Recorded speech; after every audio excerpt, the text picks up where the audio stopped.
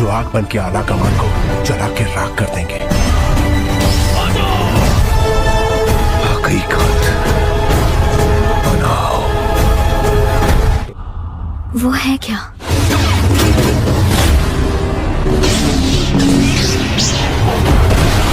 The night of shadow, जिसे लोगों ने काफी ज्यादा पसंद किया है और IMDb पे 5.1 की रेटिंग मिली है। और इस मूवी में आपको कहानी देखने को मिलती है एक डीमन हंटर की, जो कि उन डीमंस को मारता है जो कि धरती पर जबरदस्ती आ जाते हैं और इंसानों को परेशान करते हैं। अब एक दिन इस आदमी को एक काम दिया जाता है जिसमें इसे डीमन की दुनिया में जाकर एक लड़की को बचाना है। और फिर ये आदमी निकल पड़ता है उस लड़की को बचाने के लिए। तो अभी आदमी कैसे उस लड़की को बचाता है और आगे क्या कुछ होता है, सब आप मूवी देख कर जाने। हमें हार्ट ब्रेकर्स, ये 2001 में रिलीज हुई एक कॉमेडी रोमांस मूवी है जिसे IMDb की तरफ से 6.2 आउट ऑफ 10 की रेटिंग मिली हुई है। इस मूवी के अंदर हमें कहानी दिखाई जाती है एक माँ और बेटी की, जो कि अमीर लोगों को अपने प्यार में फंसाते हैं और बाद में उनसे शादी का वादा करके उनके सारे पैसे लूट लेते हैं। अब ऐसे में ये दोनों इस काम को करते करते थक चुके हैं, इसीलिए अब ये लोग इस काम को छोड़ना चाहते हैं। लेकिन इससे पहले ये एक बहुत अमीर आदमी को ढूंढते हैं जिसे लूटने के बाद इन्हें इस काम को करने की कोई भी जरूरत नहीं पड़ेगी। तो ऐसे में ये लोग निकल जाते हैं उस आदमी को अपने प्यार में फंसा के उसके सारे पैसे लूटने के लिए। अब ऐसे में क्या ये दोनों माँ बेटी मिलकर अपने आखिरी मिशन को पूरा कर पाएंगे या फिर नहीं, वही सब कहानी जानने के लिए आपको इस मूवी को देखना पड़ेगा। लेकिन मैं आपको पहले ही बता दूं ये एक 18+ मूवी है, इसलिए आपको मूवी के अंदर आपको थोड़े बहुत अडल्ट सीन भी देखने को मिल जाएंगे। RIPD,